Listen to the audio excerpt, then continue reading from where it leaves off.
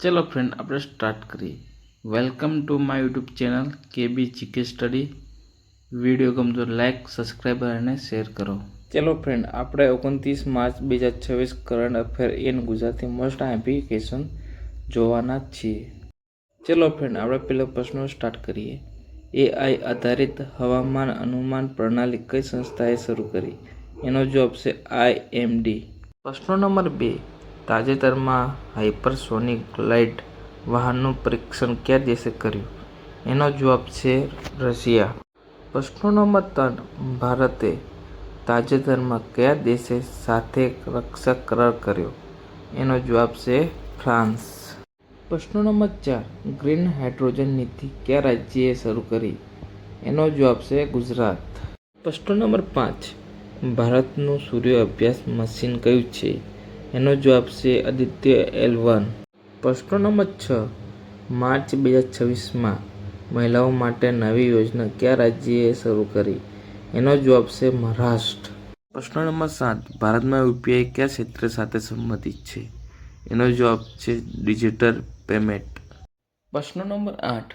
તાજેતરમાં સમાચારમાં રહેલો વાન ટાપુ કયા વિસ્તારમાં આવેલો છે? એનો જવાબ છે મન્નારનો અખાત. પ્રશ્ન નંબર 9.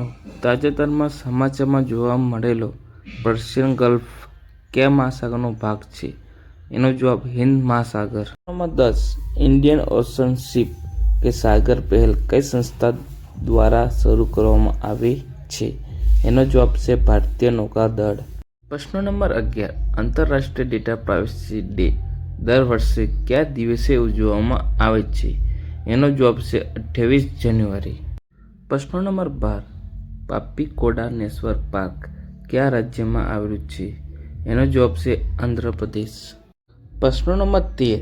52મી G7 સમિટ 2026નું યજમાન દેશ કયું છે? એનો જવાબ છે ફ્રાન્સ. પ્રશ્ન number 14. World ocean science Congress 2026 માટે પસંદ કરાયેલ મુખ્ય વિષય શું છે? એનો જવાબ મહાસાગર, આરોગ્ય અને ટકાઉ ભવિષ્ય. પ્રશ્ન નંબર 15. તાજેતરમાં સમાચારમાં આવેલો લાયસેન કિલ્લો કયા દેશમાં આવેલો છે? એનો જવાબ છે મધ્યપ્રદેશ. પ્રશ્ન નંબર 16. 2026માં ધૂમ્રપાન નિષેધ દિવસ કયા દિવસે ઉજવાયો હતો? એનો જવાબ છે માર્ચ 2011માં. પ્રશ્ન નંબર 17. પંજાબ શિક્ષા ક્રાંતિ 2.0 પહેલ કયા ક્ષેત્ર સાથે સંબંધ છે? એનો જવાબ શિક્ષણ. પ્રશ્ન નંબર 18. ઉત્તરાખંડ પછી ભારતમાં યુનિફોર્મ સિવિલ કોડ અપનાવનાર બીજું રાજ્ય કયું બન્યું છે? એનો જવાબ છે ગુજરાત. પ્રશ્ન નંબર 19. ભારતીય સેનાએ અગ્નિવર્ષ 2026 કયા આયોજિત કરી હતી? એનો જવાબ છે રાજસ્થાન. પ્રશ્ન નંબર 20. તાજેતરમાં સમાચારમાં રહેલી ઇન્દ્રાવતી નદી કઈ નદી ઉપનદી છે? એનો જવાબ ગોદાવરી. હેલો ફ્રેન્ડ, વિડીયો ગમતો હોય તો લાઇક, સબસ્ક્રાઈબ અને શેર કરો. જય હિન્દ, જય ભારત.